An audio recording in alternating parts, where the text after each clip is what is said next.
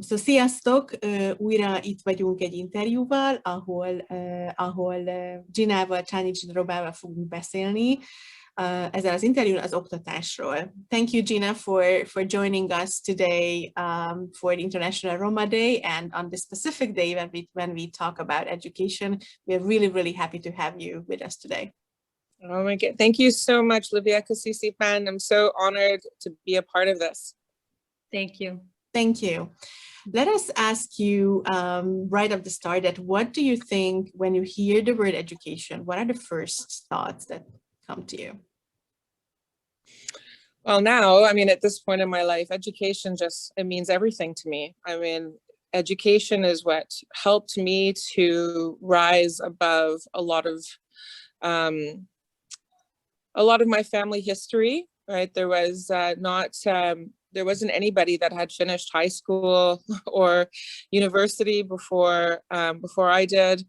And it changed my life a lot. All of the information I learned, all of learning to study, learning to, complete papers, it helps to prepare you for, your career.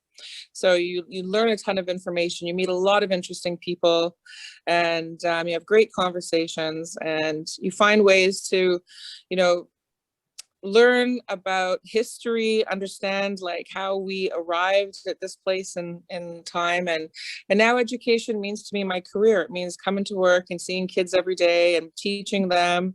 And, I love teaching, and I strongly encourage all young people from my family, from my community, to make sure that they continue to pursue their education as long as they can. Hmm. And Gina, why did you choose that field? What kind of drew you to becoming a teacher? That's funny, I used to force my younger brothers and sisters to play school all the time. When we were younger, I didn't know I was going to become a school teacher then, but when I was in university, I was, still trying to figure out which career I wanted. I mean, at one point I thought it was business, but then when I was looking through job postings from the university, I saw this one posting for teaching as an assistant for a program in Regent Park that was working with at-risk youth that were between the ages of 11 and 15. So they weren't allowed to be out of school yet. And so, and they also had very challenging backgrounds. And I found that to be the most meaningful job ever. It only paid $10 an hour, but I really looked forward to going to work every day. And then I just found myself always like being pulled towards jobs in education. I'm also like always thirsty for knowledge. I have a huge love of books and learning and library and, just information. So getting to create, lesson plans and ways to teach, elementary or secondary school students has always been a passion for me. And especially if I get opportunities to teach about human rights through education, I mean, that's where my zone is. That's what I really love doing, is amalgamating education and teaching about human rights. And that's how I start every year off when I have my class. Absolutely. That is your superpower for sure. Thank you. And before, like, I want to ask you, like, what do you do? Like, tell us about what do you do currently in the educational system, but also, like, we know your important role that you played in the lives of the Roma community here in Toronto, in Vancouver now, like nationally, internationally as well. So would you, before we talk more about your current job as an educator, would you just share a few things about your past and what like role you played in the Roma community? Because I think it's so important for everyone to know, even for those who maybe don't know you personally. Okay, well, I grew up, and my family came from Hungary in 1956 and came to Canada. And, it was a very challenging time for, refugees and Hungarians at that time. And I remember my father was always telling me that people were calling him DP, which stood for displaced person. And then, they had a lot of problems with settling into Canada. And there was a lot of negative gypsy stereotypes and a lot of, discrimination that I always encountered when I was younger. And so I felt ashamed of my own identity for a long time. And it wasn't until, I was just about to finish university, and I always saw all the different groups of students that had their own cultural groups in school. And I always wondered, there has to be another Romani person in this whole University of Toronto. How do I meet somebody from my background that is also educated?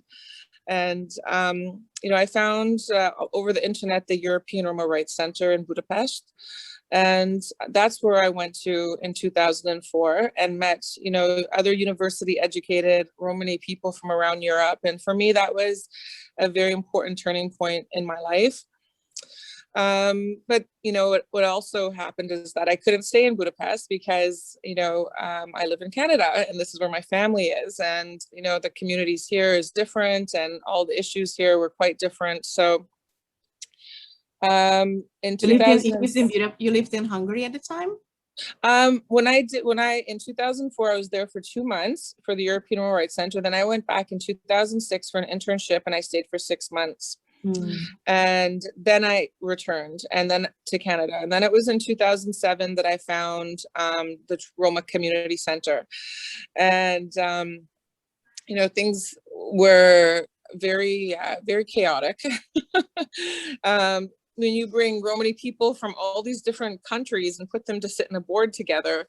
And unfortunately, a lot of the people that wanted to help weren't born in Canada. So their first language is not English, and there's the linguistic challenges and cultural challenges. And there was a lot of different things that happened. But I mean, the big thing that really caused me to devote so much of my time was when so many refugees started to come from Europe, from Czech Republic and Hungary, and I was seeing the horrible discrimination that they were being treated with from our Canadian government. And so I took more of a lead role then, because I felt like someone needed to really lead and defend and advocate and educate about our community. And so I became executive director in 2010. But and I stayed as director until 2013, and we did a long, hard fight. I had amazing people that were helping us, social workers, the Roma settlement workers, of course, Canadian lawyers, the organizations, all of the settlement organizations. There was so much support, to help the community, because people saw, the horrible way that the government was acting, calling people bogus refugees and not acknowledging the human rights problems that people were fleeing from enough. So it was a lot of work, to help. This was the time we got to know you. Yeah, absolutely. It was a lot of work. And it was also a lot of volunteer work, because there wasn't really much money to help to support the position as executive director. So I was always still teaching, in my profession on the side. And through the Roma Community Center, I was also able to get some funding by designing education programs like the Hate Can Kill project and the Roma Rising project. So I always had a way to still bring in, education and human rights, even as, trying to be a community leader. And there was amazing things that we did get funding for, like our access to justice program through Legal Aid Ontario, and that really brought in a lot of understanding around Canadian law for immigrants and refugees. So there was so much happening at the Roma Community Center those years. So much. Oh my gosh! Now that you just actually talked about it, it even sounds so much, let alone living it and doing it day by day. A family and everything else, it was remarkable though, and we are really grateful for everything that you've done.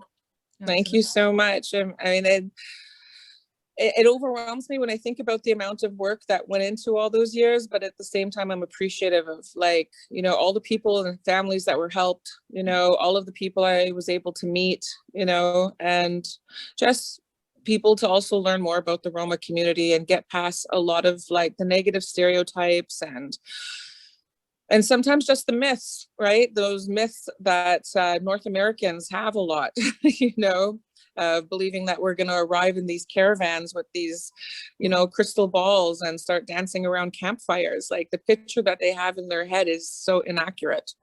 Yeah.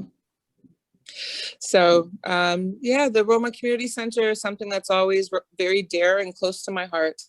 And so when I did move here to Vancouver, I wanted a way to continue the work that was already started there, because I felt like the advocacy piece that we were doing with the government still needed to be completed.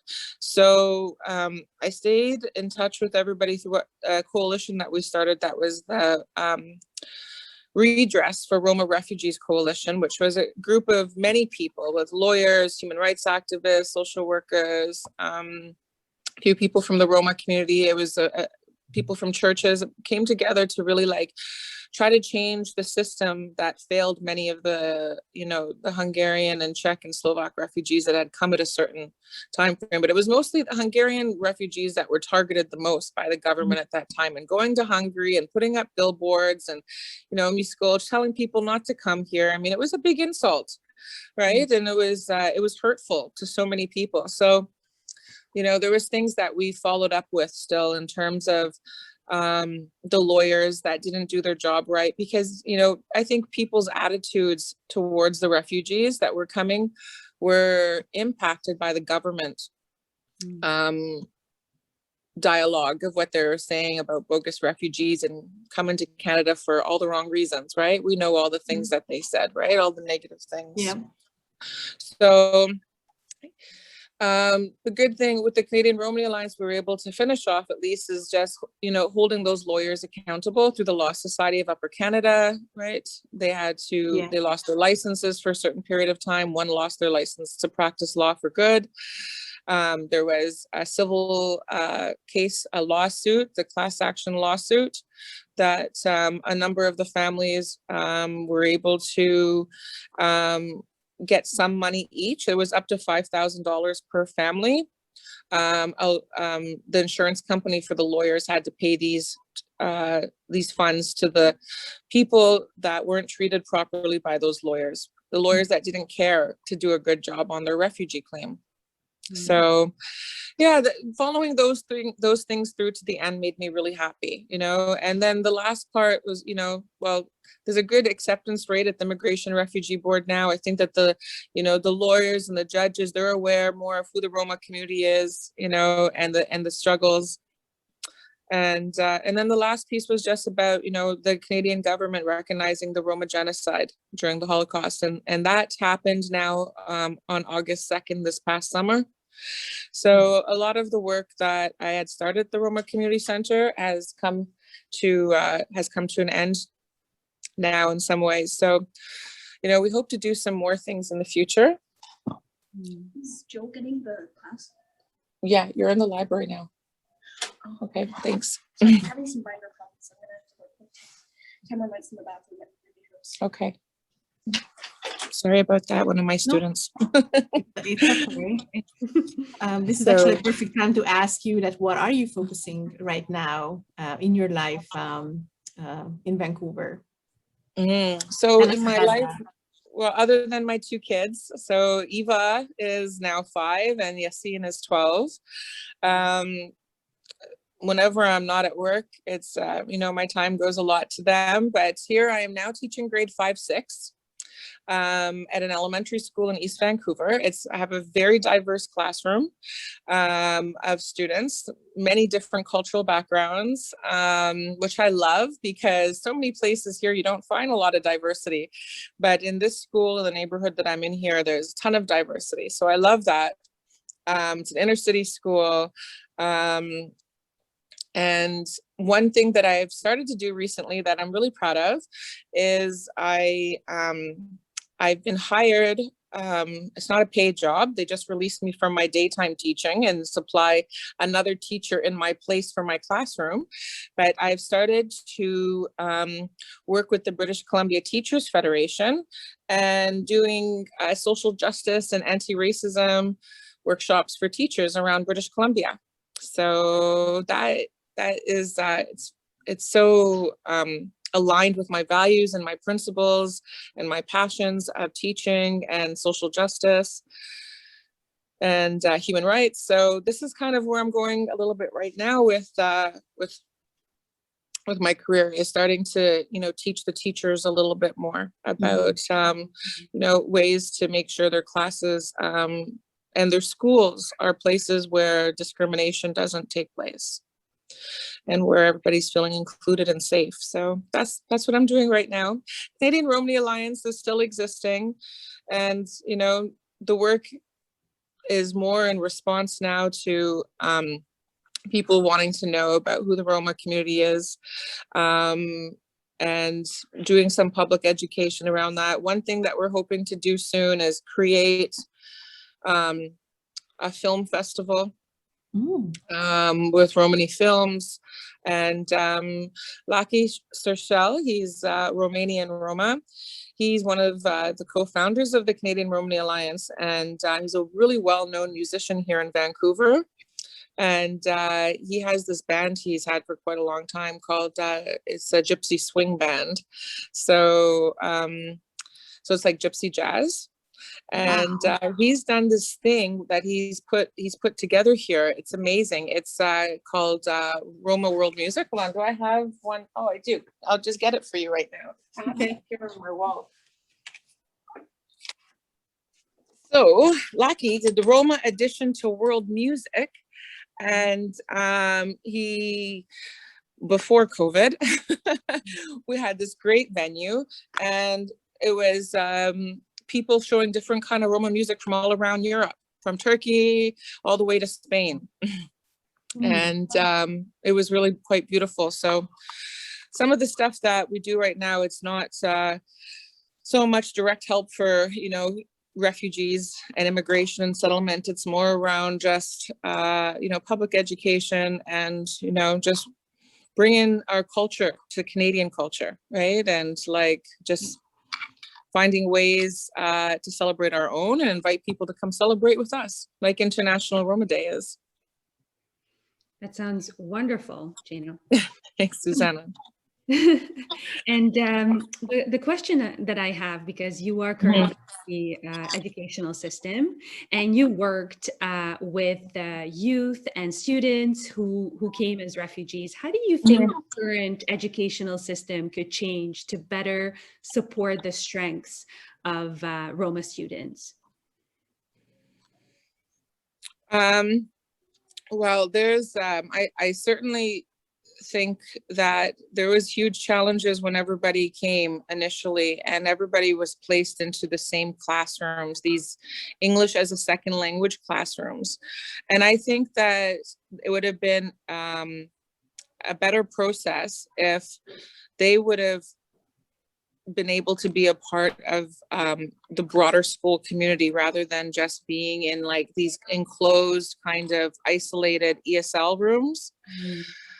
There's other models of education where things are done differently. For example, here in Vancouver, they don't have ESL classes, right? All of the students are, and they don't have special education classes. All students are mixed into general classes.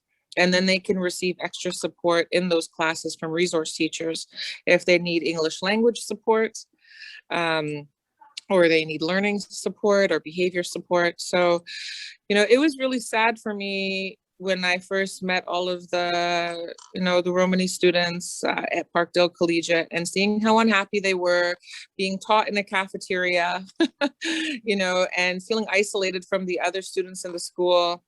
The teachers didn't really know much about them.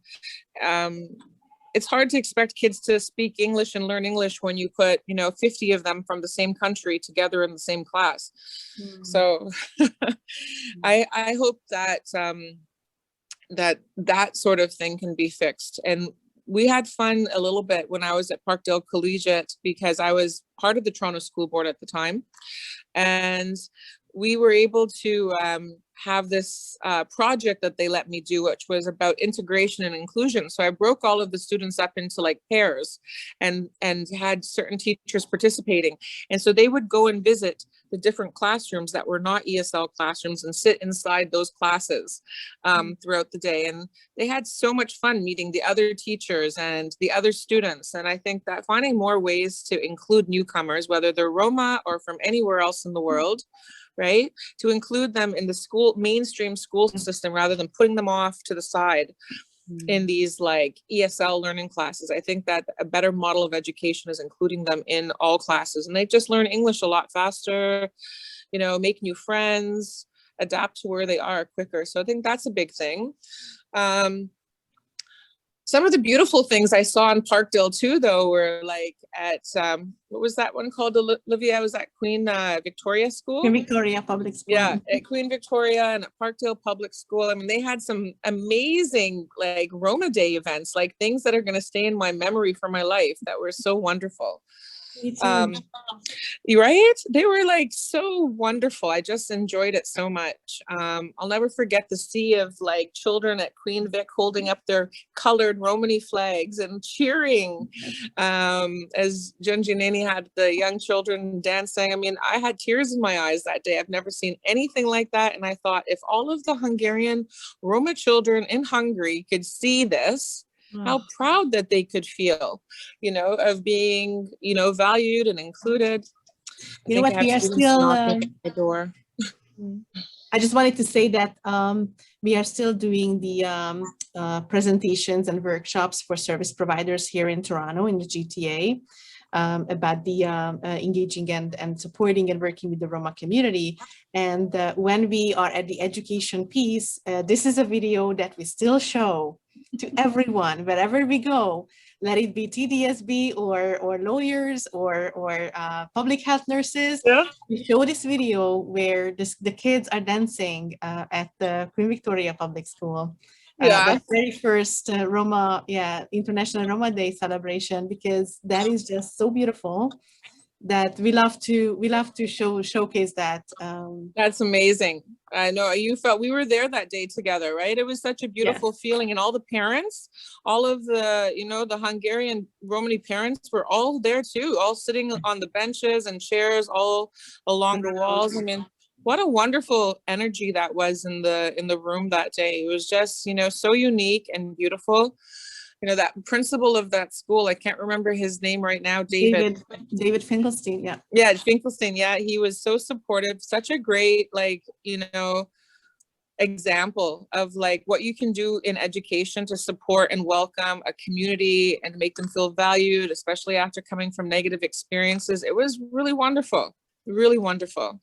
I wasn't there, but in that video, you can just sense it. Like you can see the energy, and that's why we love showing it with Livia, because it is it comes through, it radiates through that video, the sense of engagement and celebration, right? Absolutely. And do you remember the video that the students at Parkdale Collegiate did about the Holocaust? They did it in Hungarian with the subtitles. I remember that, but I don't have it. You remember that one? No, it's actually on YouTube. Oh, really? It's actually on YouTube now. Yeah, they put it up. It's from Parkdale Collegiate. You have to go back into the past now to find it, because they've had many videos since then. But that was a good example as well of, you know, how great that film teacher was there at Parkdale Collegiate, and finding ways for the students to explore their own identity and culture through film there. That was really good. We're gonna look that up for sure. Thank you for mentioning. Yeah. So I mean, I think one thing I'm also really happy about is the number of students that have gone on to college.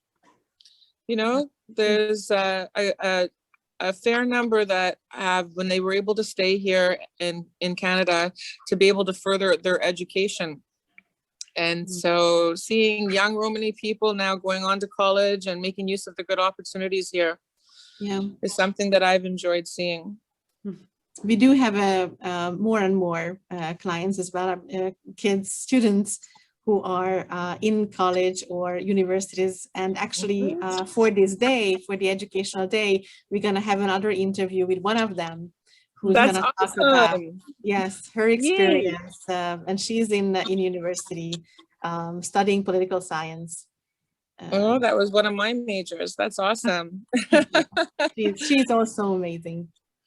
That's so good. That's so good. I mean, that was one thing I loved to see was, you know, different opportunities that the young people can get, right? That through the Roma Community Center at that time and through all the Roma settlement workers. I mean, it's amazing to see how well everyone's been able to develop and flourish, you know, that have put the effort into it, that have put the effort into like finishing their school and getting ahead, and, you know, creating a future. And an important part of our future is having jobs that we enjoy, right? Not jobs that we hate to go to work and be there. We want to go to work and feel like we have meaning in our lives, right? And it takes to have a job that requires some education often to be able to find that meaningfulness in your work.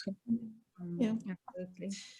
If we would want to put all this together, what we talked about, or even if you had to choose a bumper sticker, you know, that would kind of encompasses your life philosophy or whatever you believe in. Do you have something in mind that you would put on it? I just have faith. Just keep on believing, you know, keep believing in yourself, keep on believing that you can achieve, and don't let negativity ever hold you back. Just keep on believing in yourself. Have faith and live by faith. Faith that all things will happen when they're meant to happen and that they can happen. Yeah, just stick to school, get your education. That's what I would say. Make sure you get educated. It's so important to have knowledge in your mind, and not knowledge that comes from the TV. You know, you need to learn and understand so many things. And sometimes those come from writers and authors and artists and different people you encounter through becoming educated. Absolutely. Thank you. Thank you. Gina, just in closing for International Roma Day, would you, if you had to say something or send a message to the families, individuals, to the community, then what would you say? Or what I would say I love and miss everybody in Toronto so much.